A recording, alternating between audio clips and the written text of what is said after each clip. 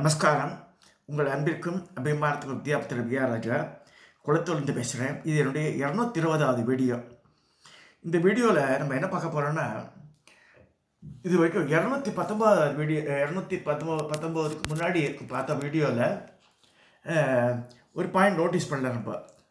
அதாவது இந்த இந்த கேதார கௌரி விரதத்தை பற்றி நான் சொல்லியிருந்தேன்.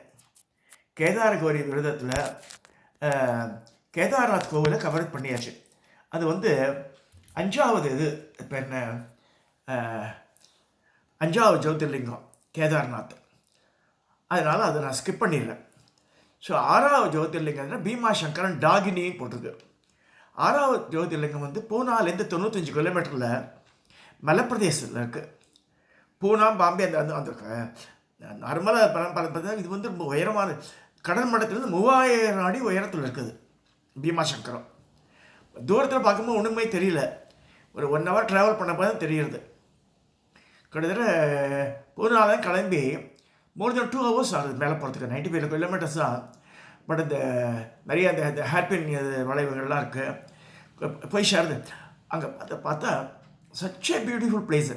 நிறைய இடத்துல ஓடைகளும் வாட்டர் ஃபால்ஸ் இருக்குது, சின்ன சின்ன கிராமங்கள் இருக்குது, சின்ன சின்ன நிலங்கள் அப்படியே அது அடுக்காக வருது மலையில்.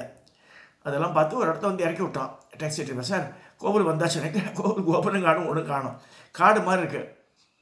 எங்கேப்பா கோவில் வேறு டெம்பிள்னு கேட்டால் இந்த கீழே பாருங்கன்றான். ஒரு இந்த புதர்களெல்லாம் மூடி நம்ம இருந்து பார்த்தா படிக்கட்டு 20 அடி 20லேருந்து 25 அடி இருக்கணும் இடம் அகலம். அந்த அந்த படிக்கட்டோட இதெல்லாம் வந்து 2 அடி 3 அடிக்கு மேலே அகலமாக இருக்குது. இந்த சுண்ணாம்பு கல்லில் பண்ணியிருக்கா, சில பிங்க் ஸ்டோன் இருக்குது. 2 சைடில் இந்த இது கை பிடிச்சி இறங்காம மாதிரி இருக்குது. பார்த்தா நிறைய இடத்துல கடைகள். ஏன்னா பால்கோவா தான் இருக்கிறாங்க சுவாமிக்கு வந்து. பால்கோவா ஃப்ரெஷ்ஷு பால்கோவா, நோ அடல்ட்ரேஷன். அங்கேயே மாடுகள்லாம் நிறையா இருக்குது. பண்ணி ஒரு பேசில் வச்சுருக்கான் பாருங்கள். கடை செங்கல் சைஸ் இருக்குது பால்கோவாலாம். நான் அப்போ சுகர் வேறு ஜாஸ்தி, எனக்கு 300-400 இருந்தது. வாங்கலாமா வேணாமா, வாங்கலாமா வேணாம். அப்புறமா வேறு பூக்கள்லாம் வாங்கிட்டு போனேன். கரும்பு நிறைய கற்கள், கரும்பை இந்த பிளாக் ஸ்டோனு கிரனைட் ஸ்டோனு கருப்புகள் ஆகிடுது. அவ்வளோ இதுவாக நல்லா உயரமாக இருக்கும். அப்புறம் முன் மண்டபம் இருக்குது. இப்படியே பொன்னல் வடிவிலே இருக்குது. அந்த ஊரே பொன்னல் வடிவில் இருக்குது. நடுவில் கோவில் இருக்குது. ஸோ உள்ளே போனோன்னா கணவன் மனைவி 2 பேர் இந்த பூஜை பண்ணியிருந்தாங்க. ஸோ அவள் வந்து நீங்களும் அபிஷேகம்லாம் பண்ணுவானா என்ன. ஸோ அவள்கிட்டப்பா பேக்கெல்லாம் வச்சுட்டு பேண்ட் தான் போட்டுருந்தேன் அபிஷியல் ட்ரிப்பாக போனதுனால. ஸோ அப்போ புஷ்பங்கள்லாம் நம்மகிட்ட கொடுக்குறா, பில்வெல்லாம் கொடுக்குறா. நம்மளே அபிஷேகம் பண்ணலாம் பீமாசங்கருக்கு. பீமன் சொல்லும்போது மகாபாரத் பீமன் பஞ்சபாண்டவாவில் ரொம்ப வந்து பலசாலிப்பான், நிறைய சாப்பிடுவான், அதெல்லாம் தான். சிவபுராணத்தில் ஒரு பீமன் வரான். இவன் யாருன்னா கர்கடின்னு ஒரு அரக்கி இருக்கா, அவளோட பிள்ளை. அவளை இந்த வனாந்தரத்தில் வசிச்சிருக்கா. இந்த கற்கடி வந்து பையன் மேலே பாசம் இருக்கா. இவன் வந்து 20-25 வயசில் ரொம்ப பலசாலியாகிடுறான் அந்த பையன், இந்த பீமன். அப்போ வந்து நிறைய தபஸ் பண்ணுறான், சிவபெருமானை குறித்து தபஸ் பண்ணி. எதுக்கு தபஸ் பண்ணுறான்னா, அம்மாட்ட கேட்குறான், ஏம்மா எங்கள் அப்பா யாருன்னு சொல்லுங்கன்றான். அப்பா வந்து அடரா இல்லைப்பா கதையை சோக கதைன்றான். என்ன ஆச்சுன்றான். முதல்ல வந்து நான் அந்த காட்டில் தான் எங்கள் அப்பா அம்மாவோட வச்சேன். எங்கள் அப்பா பேர் கற்கடன் பேர், அம்மா பேர் புஷ்கனின் பேர். இப்போ வந்து அது மாதிரி இருக்கும்போது ஒரு சுதீஷ்ண ஒரு மகரிஷி இருக்கார். அந்த சுதீஷ்ண மகரிஷி தபஸ் பண்ணிருக்கும் போது எங்கள் அப்பா அம்மா வந்து அவளை அப்படியே முழுங்கிறதுக்கு போகிறா. அப்போ வந்து அவளுடைய இந்த தீட்சணை பட்டை எரிஞ்சு போட்டார். 2 பேர் சாம்பல் ஆகிட்டா. அப்படி நான் மட்டும் தனிச்சு விடப்பட்டேன். நான் சின்ன வயசு எனக்கு. அப்போ அந்த நேரத்தில் விராதன்னு அவன் ஒரு அசுரன். அவன் வந்து இவளை வந்து தனியாக இருக்கான்னு சொல்லிட்டு கடிமணம் பிடிச்சிக்கிறான் அவளை. ஸோ விராடனோட இருக்கா. அப்புறம் வந்து அவளை அப்படியே விட்டுட்டு அவன் வந்து நார்த் இந்தியா போகிறான். அதுக்கு மேலே போயிடுறான் அவன். அப்போ ராமபிரானால் அவன் வந்து அவனுடைய இழிச்செயலுக்காக கொல்லப்படுறான்னு வருது ராமாயணத்தில். அவன் பேர் விராதன். சரி, முடிஞ்சிடுது. அந்த நேரத்தில் ராமணேஸ்வரனோட தம்பி Kumbhakarnan is also travelling throughout India. லங்கையில் இருந்தாலும் அவள் அடிக்கடி இந்தியா பாரத தேசம் வந்து தான் போயின்னு இருக்கா. ராமணேஸ்வரன் கைலை ராஜனை பார்க்கறதுக்கு போகிறான். கும்பகர்ணன் தபஸ் பண்ணியிருக்கா, பரமேஸ்வரனை குறித்து பிரம்மாவை குறித்து தபஸ் பண்ணியிருக்கா. அது மாதிரிலாம் வரும்போது இந்த காட்டில் இந்த பொண்ணு தனியாக இருக்கேன்னு சொல்லி பார்த்துட்டு இவளை வந்து ஆசைப்படுறான். பண்ணி அவளுக்கு வேறு ஆண் துணையே இல்லையா அவளுக்கு. சிவாஜியோட அவளுக்கு குழந்தையும் கொடுத்துட்றான். ஸோ உங்கள் அப்பா கும்பகர்ணப்பா 2வது கணவனவர் ஒத்துக்கிறாவ. இந்த கற்கடி வந்து ஒத்துன்றா. அப்போ வந்து எங்கள் அப்பா அவளை கொண்டான் இல்லையா, அவன் யார் ராமன் வந்து கொண்டான் இல்லையா, நான் அவளை அழிக்க போகிறேன். ஐயோ அதெல்லாம் வேணான்றாவோ. இருந்தாலும் பல நாள் தபஸ் பண்ணுறான். போய் தபஸ் பண்ணி பிரம்மதேவர்கிட்ட வர வாங்குறான். எனக்கு வந்து பராக்கிரமம் நிறையா சேரணும் எனக்கு உடம்புல. அது மாதிரிலாம் சேர்ந்து என்னை யாருமே வெல்ல முடியாதுன்னு சொல்லி அட்டகாசம் பண்ணுறான். வர வாங்கிடுறான் பிரம்மா கிட்ட. வாங்கிட்டு இப்போ எல்லாரையும் அடக்கி ஆண்டுருக்கான். அப்போ எல்லா தேவர்களெல்லாம் போய் முறையிடுறான். அவர்கிட்ட பரமேஸ்வர்கிட்ட சொல்கிற மாதிரி மாதிரிலாம் பண்ணிடுறான், இந்த பீமன்றவன் அது பண்ணியிருக்கான் அப்படின்னு சொல்லும்போது அவன் என்ன செய்கிறான்னா, இவன் சும்மா இருந்தால் பரவாயில்ல, அந்த அந்த அந்த ஏரியாவுக்குண்ட ராஜா, அந்த ராஜா வந்து ரொம்ப நல்லவன், நல்ல பரமேஸ்வர பக்தி உடையவன். ஸோ அவன் என்ன செய்கிறான்னா, இந்த ராஜாவும் ராணியையும் சேர்த்து அவங்க இந்த ராஜா பேர் என்ன சொல்கிறான்னா பிரியதர்மன் பேர். தர்மத்தில் பிரியம் உடையவன். அவனுடைய மனைவி வந்து தட்சிணான்னு பேர். இப்போ 2 பேரும் ஜெயிலில் போட்டுட்டு he started ruling the place. யார்? இந்த பீமன். அது மாதிரி இருந்து அந்தாண்டர்கள்லாம் யாகெல்லாம் பண்ணக்கூடாதுன்னு சொல்லி அந்த காலத்துலேயே வந்து இந்த நாஸ்திகம் இருந்தது இந்த இவா மூலமாக. ஏன்னா இந்த ஆசிரிய பெருமக்கள் வந்து யாகம் இதெல்லாம் பண்ணி தேவர் யாகங்கள்லாம் பண்ணாதான், அந்த ஹபிஸ்லாம் அந்த இதில் போட்டாதான் வந்து அவளுக்கு இது வரும், உணவு சேரும் தேவர்களுக்கு. அதெல்லாம் நிறுத்திடலான்னு சொல்லிட்டு பண்ணுறாங்க. பண்ணி ராஜா ராணியை ஜெயிலில் போட்டான். அவள் ஜெயிலே வந்து இருந்து அங்கேயே பார்த்திவலிங்கத்தை ஒன்று ஸ்தாபிச்சு அவள் சிவனுக்கு பூஜை பண்ணுறா. திடீர்னு வந்து பார்க்குறான், இவர் வந்து பிரேதர்மன் வந்து பூஜை பண்ணியிருக்காரு. எப்படி ஒரு யாருக்கு பவர் கொடுத்தீங்கன்னா, நான் எனக்கு குடும்ப குலதெய்வம் அவர் பரமேஸ்வரன், நீயா சொல்கிறதுன்னு கேட்குறாரு. இல்லைன்னு சொல்லிட்டு தன் உடைவாளை வச்சுட்டு அதை வெட்டுறதுக்கு போகிறான். அந்த அந்த பீமன்றவன் இந்த பிரியதர்மன் பூஜை பண்ணிட்டு இருக்கிற அந்த லிங்கத்தை வெட்டுறதுக்கு போகும்போது அதுலேருந்து வெடிச்சுன்னு வரார் யார்? பரமேஸ்வரன் சூலாபாணியாட்டம் வந்து அப்புறம் வந்து எப்படி ஹூங்காரத்திலேயே எரிச்சிடுறாரு யார்? அந்த பீமனையும் அவருடைய. அப்போ வந்து தேவர்களாக பூ மாறி பொழியிறா. இப்போ இனிமேல் இந்த நிம்மதியாக்கலாம், ரிஷிகள்லாம் சந்தோஷப்படுறா.